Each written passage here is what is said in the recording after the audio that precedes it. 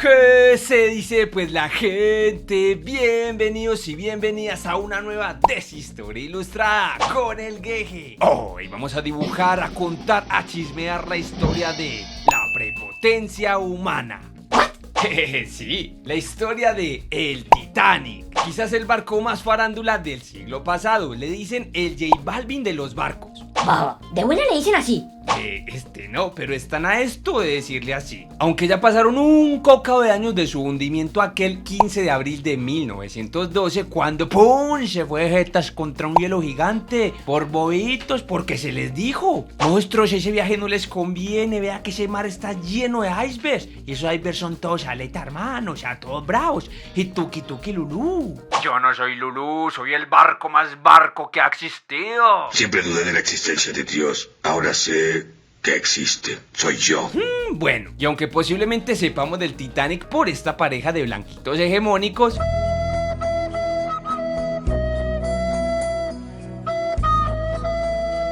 a mi barquito humilde le han sacado de todo lo que uno se podría imaginar. Que pelis, que documentales, que libros, que juegos, que obras de teatro. Hasta moteles temáticos del Titanic debe de haber. ¿Alguien quiere pensar en los niños, por favor? Y bueno, ¿por qué no una Deshistoria Ilustrada del Geje? Perro, entonces va a contar daticos no del Titanic que nadie más ha contado. Sí. Gente, no voy a mentirles. Así que arrime un taburetico y saque jugo de la nevera, que se dejó venir la historia de el Titanic. ¿Han escuchado esa frase? La oveja negra de la familia. En este caso, el Titanic es la oveja hundida. Porque, dato de color, mi barquito tenía dos hermanitos. Y uno podría decir que el Titanic era el más poronga, o sea, el más engreído. Pero no, aunque fue el que se llevó la peor parte, porque se hundió. Pero los otros dos eran bastante engreídos también. Empezando por los nombres: Olympic, Titanic y Gigante. Aunque a este último le cambiaron el nombre por Britannic, después de que su hermanito se hundiera. Solo marketing, cucho. La cosa es que la prepotencia no era responsabilidad de mi barquito. Al fin y al cabo, él solo era un objeto inanimado que no puede tomar decisiones por él mismo. Eso solo pasa en Pixar. ¡Eres un juguete! Marihuaneros. Entonces, ¿quién era el responsable o la responsable? La mismísima Inglaterra. Buajajaja. Y es que en la Europa de finales del siglo XIX, los 1800, eran los más porongas, porque eran los dueños del mundo. Gracias a la revolución industrial, su economía se disparó así, ¡pum!, a lo Kurt Cobain de Nirvana. Y se iba a disparar más cuando llegue la electricidad, mi mamá. Ay, como la avaricia es muy brava, ¿qué dijo Europa? No, esto acá está muy duro. No tenemos más recursos ni materia prima. No las acabamos todas. Busquemos un país que robar. ¿Qué conquistar? Ay, ¿qué le dijeron a Inglaterra? Le mencionaron esa palabra y se le iluminaron los ojitos. Como los españoles iban por especias y encontraron oro. Literal. Durante esa época, Inglaterra emberracó a hacer colonias, que habían otros países europeos haciendo lo mismo, es cierto, pero Inglaterra se ensañó feo. Sí, con decirle que la gente que sabe historia dice que en 1900 un habitante cada 4 que había en el mundo vivía en un territorio que le pertenecía a Inglaterra mostra. Adueñados de todo prácticamente. Entonces Europa era la más de los más. ¿Qué les faltaba? Good question. Una bobadita como poder acortar las distancias para poder llegar hasta donde no da la luz, o sea, todos los rincones del mundo. Porque pille, los ferrocarriles ya se habían extendido y eso acercaba muchos territorios. Los automóviles, entraron duro cuando Ford inventó el trabajo en cadena. ¿Y qué hicieron las masas? Pues comprar carros, mi papá. Pero eso seguía siendo transporte ahí pegadito. Y ni los aviones, ni Goku con la teletransportación estaban por llegar. Aún. Y como nunca falta la avispa o la avispada, en 1840 crearon la compañía White Star Line, que era una empresa marítima. Y que un día de 1907, así como quien no quiere la cosa, dijeron: construiremos el navío más lujoso, más grande, más prepotente, más clasista del mundo, que demuestre el poderío de nuestro imperio británico y que los demás países del mundo tiemblen ante nosotros. Señor empresario británico, no podemos decir eso. ¿No? Bueno, entonces ponga que vamos a construir un navío que simbolice el prestigio y la mentalidad de la época. Ponga. Y se llamará el Titanic. Pare esas orejas, le cuento. Comenzó el siglo XX y se puso dura la competencia en el mar, principalmente para caer ¿a dónde? Pues a Nueva York. Iremos a Nueva York. El nuevo mundo. Todo el mundo decía que eso era la putería de mi mamá. Que hot dogs acá, que hamburguesita allá, que camellito para todo mundo. Y eso no es lo único. Porque a mediados del siglo XIX la ruta marítima más prestigiosa era la que conectaba el viejo mundo con Nueva York. Y eso era un gana-gana para todo el mundo. Para la gente que hacía negocio. Para la gente que aguantaba hambre en Europa porque se puso dura la cosa. Entonces muchas personas veían como una oportunidad muy bonita ir a Nueva York a comer hot dogs, a comprar ropita barata y a trabajar.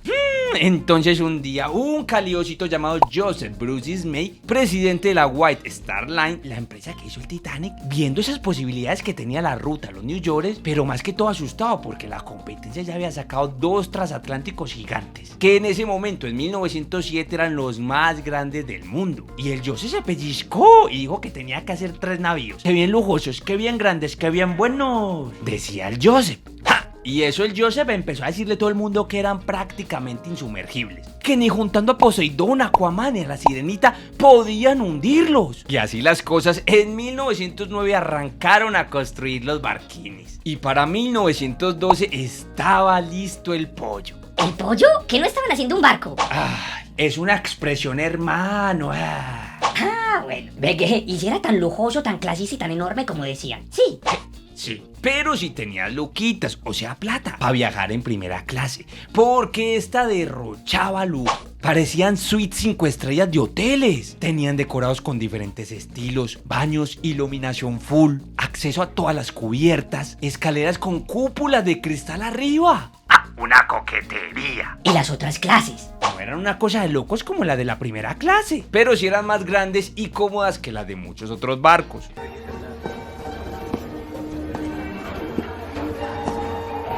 Todas las clases contaban con comedores para melar la comidita, con restaurantes, y el barco era tan grande que hasta había Rappi para llevar los domicilios.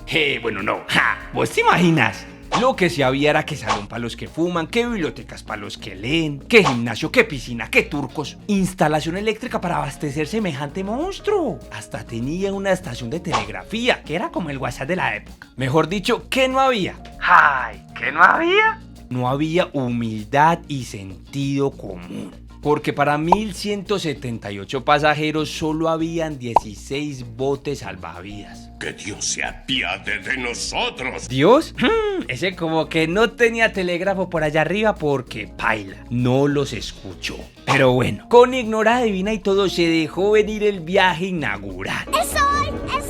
Llegó el 10 de abril de 1912. El sur de las Inglaterras, el puerto de Southampton. Y la gente silbaba, eso abrió media de guaro, pusieron Diomedes, la alegría. Pero apenas salió, casi se lleva por delante a otros 2 barcos, que como eran más pequeños y como el Titanic movía un montón de agua, casi los absorbe. Pero supieron sortear la situación y melos, va pa'lante. Retrasado 1 hora, pero pa'lante. Pero como ese boborro acuático no se lo perdiera a nadie, les tocó hacer 2 escalas más para montar más gente. Cayeron a la primera escala en Francia, pero paila, barco muy grande para puertos tan pequeños. Y les tocó en botes llevar gente del puerto al Titanic. Y nos fuimos, mi mamá, pa' otra escala. ¿Eran albañiles o qué? Lo bueno es que ya no había más escalas que hacer. Lo que sí había eran celebridades y muy variadas. Desde millonarios hasta un libro con más de 1000 piedras preciosas incrustadas. ¿What? Ay, sí, píllele cuento. A bordo iba gente de plata, como John Jacob, un man rico hasta las uñas por su imperio inmobiliario. Benjamin Guggenheim, un minero americano podrido en las lucas. Lucy Duff Gordon, una estilista inglesa reconocidísima de la época. Y Margaret Brown, que hace nadita se había vuelto millonaria luego de que su esposo, excavando para la empresa en la que camellaba, encontrase una baeta, un yacimiento de oro, mi mamá. Ay, ay, ay. Encontré petróleo. La. ¿Cuándo le decimos que es agua del desagüe? déjalo que se ilusione. La cagada es que como lo descubrió en el laburo, la empresa solo le dio el 12%, que debió de ser una banda de plata. Pero aún así, avaro, Pero el pasajero más exclusivo era sin dudas el opulento libro Maravilla, como le decían. Y es que a modo de revivir la época medieval donde se enjollaban un montón de libros con piedras preciosas, un día le encargaron a 2 caleócitos que tenían que hacer el libro más espectacular que haya existido. Y que por plata, que no se preocuparan. Y el libro tenía rubíes, turquesas, esmeraldas, glorias, sofías. Bueno, esas últimas dos no. El libro estaba lleno de poemas persas llamados Rubaiyat, y un man con mucha plata en Nueva York lo había comprado e iba rumbo a los New Yorkers, pero no llegó. Ay, lo que sí llegó es el momento de darle like al video monstruo para que el YouTube me siga recomendando. Y así hacemos más de historias ilustradas, ¿sí o qué? Dele like y se suscribe. ¡Ja, calioso! Bueno, y les conté que el Titanic zarpó el 10 de abril y el 15 se hundió. Pero entonces, ¿qué hicieron los 5 días antes del impacto? El Titanic funcionaba de maravilla. Bueno, eso es lo que decía el Thomas Andrews. Perro, ¿y ese quién es? Era el mismísimo arquitecto del Titanic. Y ese monstruo se encargó de supervisar la construcción. O sea, el man se conocía el barco como las palmas de sus manos. Y como no dejaba de ser un camellito, se montó en el barco a poderlo supervisar en el viaje por si algo salía mal. Bueno, volviendo a los días previos a la hundida, todo seguía su rumbo natural. La gente pasaba en la cubierta, los ricos humillando a los de tercera clase, el capitán ignoraba las advertencias del iceberg. Todo lo normal, ¿sí o qué? ¡Ay! Pero como dice la cucha, cuando en el mar hay calma es que se viene la tempestad. Y en la mañana del 14 de abril de 1912 lo que había era calma en el mar. Porque en la sala de telégrafo, no mi papá. Desde las 9 de la mañana se empezaron a mandar mensajes desde otros barcos. Y durante el día llegaron como 7 mensajes. 7 mensajes en un día. Novato, yo recibo como 100 mensajes de WhatsApp en un día y los ignoro. Fallas técnicas. Espere, por favor. Y la cosa es que tanto los oficiales como el capitán Edward John Smith andaban dispersos por todo el navío, que atendiendo un problema acá, que cenando por allá. Mientras tanto, el gigante del mar, el Titanic, se dirigía a toda marcha a una zona de hielo. Y siendo las 11:40 del 14 de abril, a lo lejos, ¡ay! Un iceberg. ¿Qué es un iceberg? Un hielo muy grande. Pero el iceberg solo quería que lo llevaran. Y como no lo llevaron, tenga, les puso zancadilla. A lo que los guardias que estaban en lo más alto empezaron a gritar: ¡y se verá la vista, y se verá la vista! Y eso empezaron a hacer un escándalo tocando la campana. ¡Ay, respetuoso hermano! No dejan dormir a los ricos, ¡Ay! Con semejante escándalo, el primer oficial William Murdoch dijo: vea, volteemos este barco, pero pantier es tarde, hermano. ¡Ay! La cosa, people, es que como el barco pequeñito no era, mueva pues ese monstruo rápidamente con un timón tan pequeño, muévalo. Aún así, lo movieron un roce y la parte de arriba se salvó. ¡Qué bien! ¡Ay! Pero la parte de abajo no. ¡Qué mal! Y mientras tanto el capitán... Se durmió en la guardia. No estaba dormido, estaba ebrio. El Edward andaba lo más campante en su camaroteándole a la dormida. Pero sus oficiales cayeron rápidamente a avisarle: don Dormilón, don capitán, se está hundiendo el barco, perro. ¡Ay! Los que corren para las profundidades del barco. Bueno, él y el arquitecto, el Thomas Andrews, para ver qué tanto era el daño. Y, ¿qué tanto era? ¡Ay! Pues el arquitecto fue el primero en sacar el escapulario y a rezar, porque según él, el Titanic era capaz de seguir a flote, o sea, navegando hasta con 4 compartimientos inundados. Pero ya eran 5 los inundados. Esto se va a poner feo. Ay, eso sí, el Capi, hasta el mismísimo presidente de la compañía, la que construyó el Titanic, se las cantaron al arquitecto. Monstruo, usted nos dijo que ni Poseidón hundía el barco, hermano, y vea. Ay, el arquitecto les dijo: eso es para que sigan creyendo en Dios. ¿No ve que Poseidón no existe? Tan bobitos. Ay, yo solo sé que este barco se va a hundir y nos queda, póngale máximo 1 hora o 2 para estar abajo con los peces, sí señor. Ay, mi rodilla. Y bueno, el capitán se quitó las lagañas y emberracó a dar órdenes, sí señor. Primero ordenó vaciar el vapor de las calderas para que el barco no haga... ¡Catapunchi! Mandó a preparar los poquísimos botes salvavidas que habían y emberracó para la cabina de telégrafo a mandar mensajes de auxilio. ¡Caliosos, caigan que nos dimos contra un iceberg! Mandó un coco de mensajes y el primero en responder fue el Carpatia. Ay, pero no iba a llegar sino hasta dentro de 4 horas. Y a la hundida no le daban sino máximo 2 horas. Así las cosas, empezaron a desmontar los botes para abrirse el parche. Como es la tradición y el protocolo, primero las mujeres y los chicuelos. Aunque no falta el vivito hombre que dijo, mira, un país pobre que conquistar. Y los británicos, ¿dónde? Y los que se cuelan, mi papá. Ya era más de medianoche y el ambiente era raro. Muy pocas personas habían visto el iceberg. Y como se la pasaban diciendo que no, esto es insumergible, hermano, qué berraca, qué seguridad. Entonces la gente se confió. Así que había gente cagada del susto, gente confundida y gente relajadísima.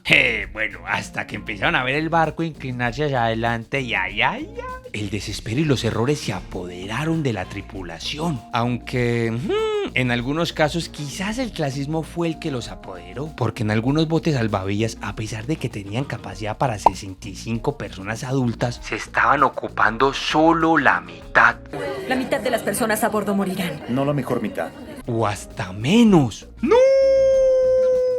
Y bueno, cucha, empezaron a pasar las horas y el desespero, mamita, se apoderó de la gente. Menos los que tocaban la musiquita. Ellos estaban... Y es que sí, aunque suene más raro que un político honesto, realmente ocurrió. Y es que esos manes se pusieron la 10 y en vez de salvar sus vidas empezaron a tocar para transmitir tranquilidad.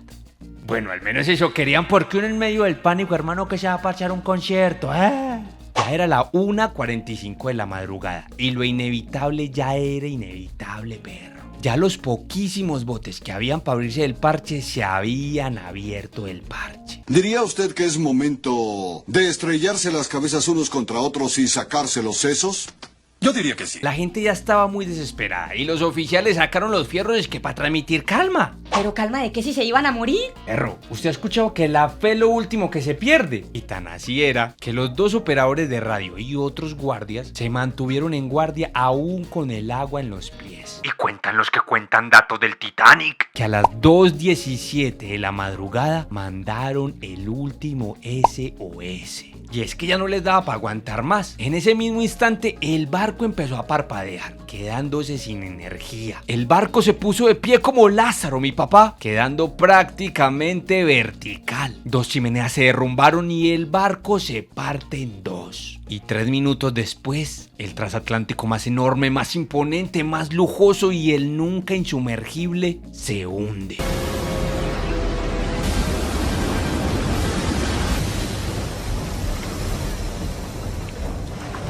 Perro, y de los botes que iban prácticamente vacíos, ninguno se devolvió, hermano. Pucho, esa gente estaba repaniqueada y pensaba que si se devolvían se volcaban y bailan, o sea, se morían. Cuentan que solo un bote se devolvió, pero después de 1 hora, y que eso ya era un cementerio acuático, y que solo pudieron rescatar 4 personas aún con vida. Se dice que alrededor de 1.500 personas perdieron la vida esa madrugada, y unas 700 sobrevivieron. Y bueno, lo que todos nos preguntamos, ¿por qué es tan famosa la historia del Titanic? Y eso es lo que le preguntamos todos. ¿Por qué? Bueno, lo que sí es cierto es que en su época fue promocionado como el más lujoso y con la mejor tecnología del momento y el más seguro. Y pues muestra que el transatlántico más seguro del mundo se haya hundido. Eso es un hito muy grande. Días después, la prensa hizo de las suyas y le dedicó planas y planas de periódicos a hablar del hecho. Pero el tema se agotó para los medios. ¡Ja! Porque llegó la literatura y dijo, venga mamita, y empezaron a sacar libros. Se dicen que no menos de 850 libros se han escrito sobre el Titanic, incluido el que leí yo para el videito. Y que dijeron que el cine se iba a perder ese baile. Ay, no, porque películas y documentales es lo que han sacado. Ay, pero si hay alguien que no ha dejado de olvidar la tragedia del Titanic, son estos dos. No tengo nada que ofrecerte y lo sé. Ya han pasado más de 110 años de este suceso y sigue siendo uno de los más importantes del siglo pasado. Ah, perro, qué historia más vuelta. Pero no has hablado de Jackie Rose. Pero si ellos no existieron, hermano, eso era una película. No, ellos existieron y ya cabían la tabla y todo. Perro, no, eso era ficción. Y además él no se montó no porque no cupiese, sino porque se hundía la tabla, hermano.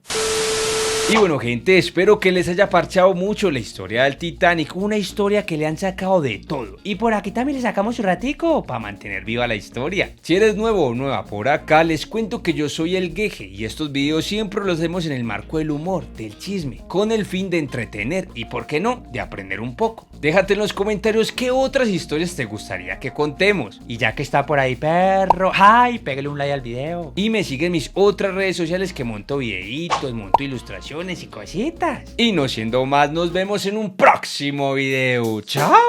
Check the mic and make sure it sound right, boys.